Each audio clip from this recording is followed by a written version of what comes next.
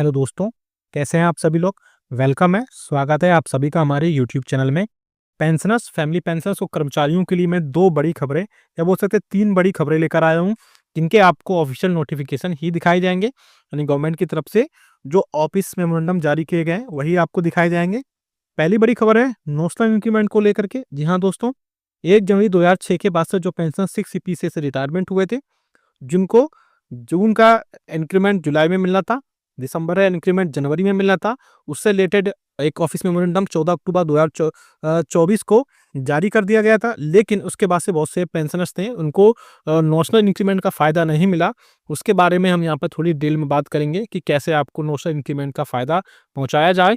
साथ ही साथ क्या उसकी कंडीशंस होगी और इसके अलावा क्या उसमें बेसिक पेंशन ही बढ़ेगा या फिर आपका लीव एनकेसमेंट, ग्रेच्युटी या आपके अदर जो पेंशनरी बेनिफिट्स थे वो भी उसमें ऐड किए जाएँगे, उस पर भी हम यहाँ पर डिटेल में बात करेंगे।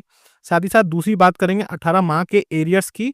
जिस टाइम पे कोविड के टाइम पे जब 18 माह का एरियर्स फ्रीज़ कर दिया गया था, तो हम वहाँ पर पेंशन के एरियर्स की बात नहीं कर रहे हैं, हम बात कर रहे हैं ग्रेच्युटी लीव एनकेसमेंट के एरियर्स की, जो कि जनवरी 2020 से लेकर के 30 जून 2021 तक के बीच में जो पेंशन रिटायरमेंट हुए, उनका 18 माह का एरियर्स वहाँ पर नहीं दिया गया था। उसके रिगार्डिंग एक 1 सितंबर 2021 में एक नोटिस जारी किया गया था मिनिस्ट्री ऑफ फाइनेंस की तरफ से और उसमें वो एरियर्स देने की बात कही गई थी। उस एरियर्स को जो नोटिफिकेशन है मिनिस्ट्री ऑफ फाइनेंस का, वो भी हम आपको दिखाएँगे। तो 2 बड़ी खबर है, साथ ही साथ आपकी बेसिक पेंशन में बढ़ोतरी को लेकर के भी एक मैं अदर जो इन्फॉर्मेशन निकल कर आ रही है, वो भी मैं आपको यहाँ पर बताऊँगा। इसलिए इस वीडियो को पूरा लास्ट तक देखिएगा और अगर चैनल पर पहली बार आए हैं, तो आपसे एक अपील करना चाहूँगा, तो चैनल को सब्सक्राइब ज़रूर कर लीजिए। सब्सक्राइब के ब्लैक बटन को प्रेस करके साथ ही साथ आप तक हमारी वीडियोस की लेटेस्ट इन्फॉर्मेशन पहुंचे, उसके लिए आप घंटे के निशान को यानी बेल आइकन को प्रेस करना बिल्कुल मत भूलिएगा। तभी आपके पास इस वीडियोस की लेटेस्ट इन्फॉर्मेशन आ पाएगी और आप हमारे वीडियो को इसी तरीके से आगे भी वॉच कर पाएंगे। जैसा कि आप सभी को पता है कि आप हमारे चैनल पर जुड़ भी सकते हैं। बहुत सारे मैक्सिमम जो समझिए कि आप मिनिमम 50 लोग इसमें हैं जो हमसे ऐड भी हो चुके हैं। आपको जुड़ने के लिए बस करना ही है, सब्सक्राइब करना है चैनल को। सब्सक्राइब के बाद राइट साइड में एक ज्वाइन बटन है, उस पर क्लिक करिए और आपकी जो भी समस्या है पेंशनरी बेनिफिट से रिलेटेड या किसी भी अदर चीज़ से, वो आपको विदिन 15 मिनट के अंदर सॉल्व कर दी जाएगी। तो एक बड़ा आपके लिए अपॉर्चुनिटी है कि मात्र ₹29 दीजिए आप 1 मंथ में और कोई भी क्वेश्चन पूछिए, आपकी समस्या जुड़ जाएगी, समस्या सॉल्व की जाएगी और आप हमसे डायरेक्टली वहाँ जुड़ भी पाएंगे। चलिए सीधा लेके चलते हैं पहली बड़ी खबर पर, जो कि है नेशनल इंक्रीमेंट को लेकर के। आप सामने नोटिफिकेशन भी देख पा रहे हैं। ये नोटिफिकेशन जारी किया गया है, इंपॉर्टेंट है, 14 अक्टूबर 2024 को और इसी के बेसिस पर आपको अब नेशनल इंक्रीमेंट दिया जा रहा है। सबसे पहली बात, कुछ मैं आपके डाउट्स क्लियर करूंगा कि नेशनल इंक्रीमेंट किनको मिलेगा। तो नेशनल इंक्रीमेंट 1 जनवरी 2006 के बाद जो पेंशनर्स रिटायरमेंट हुए हैं उनको मिलेगा 6 सीपीसी के बाद से, और ऐसे पेंशनर्स जो 1 जनवरी 2006 के पहले रिटायरमेंट हुए थे, सबसे बड़ी बात उनको नेशनल इंक्रीमेंट नहीं मिलेगा। तो अगर वो लोग ये सोच रहे हैं कि उनको नेशनल इंक्रीमेंट मिलेगा, तो नेशनल इंक्रीमेंट की जो सुविधा या फैसिलिटी प्रोवाइड कराई गई थी, वो 1 जनवरी 2006 के बाद से कराई गई थी 6 सीपीसी के हिसाब से। साथ ही साथ वो दूसरी बड़ी अपडेट इसमें कि ऐसे पेंशनर जो जून में रिटायरमेंट हुए थे, उनको जुलाई का इंक्रीमेंट, जो दिसंबर में रिटायरमेंट हुए हैं, उनको जनवरी का इंक्रीमेंट वहाँ पर मिलेगा। अब बात करते हैं, ये कब से प्रोवाइड कराया जाएगा? ये 1 मई 2023 के बाद से अब जो पेंशनर्स थे, उनको वहाँ पर प्रोवाइड कराया जाएगा। यानी 1 मई 2023 वो डेडलाइन है, जिसके बाद पेंशनर्स को नेशनल इंक्रीमेंट का वहाँ फ़ायदा मिलेगा।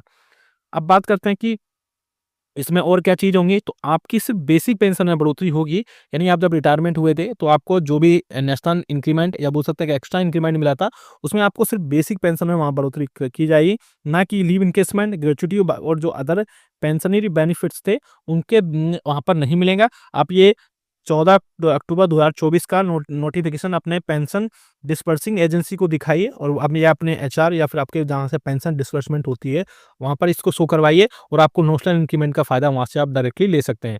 तो ये इसमें खबर थी। 14 अक्टूबर 2024 का एक नोटिफिकेशन सर्कुलर था, जो इंपॉर्टेंट सर्कुलर जारी कर दिया गया था और इसी के बेसिस पर वहाँ पर बात हो गई थी। अब बात करते हैं एक और, जो कि है 18 माह के एरियर्स को लेकर के। इसका नोटिफिकेशन भी आप सामने देख पा रहे हैं, जो कि अथॉरिटी लेटर है इसमें। बेसिकली ये मिनिस्ट्री ऑफ फाइनेंस की तरफ से इंपॉर्टेंट डिपार्टमेंट ऑफ एक्सपेंडिचर की तरफ से 7 सितंबर 2021 को ही जारी कर दिया गया था, जिसमें गवर्नमेंट पेंशनर्स के, सेंट्रल गवर्नमेंट एम्प्लॉइज़ के जो जनवरी 2020 से जून 2021 के बाद रिटायरमेंट हुए थे और उनके बदले उनकी ग्रेच्युटी जो लीव एनकेसमेंट था, उसका वहाँ पर भुगतान किया जा रहा है। जी हाँ दोस्तों, और इसमें अलग-अलग बेसिस पर, यानी कि जो पेंशनर्स 1 जनवरी 2020 से 30 जून 2020 के रिटायरमेंट हुए, उनको 21% बेसिक डीए मिलेगा। बेसिक पे का मिलेगा। और जो पेंशनर्स 1 जुलाई 2020 से 31 दिसंबर 2020 के बीच रिटायरमेंट हुए, उनको 24% बेसिक पे का मिलेगा। आप सामने स्क्रीन पर भी देख पा रहे हैं, 1 जनवरी 2021 से 30 जून 2021 के बीच में 28% बेसिक पे मिलेगा।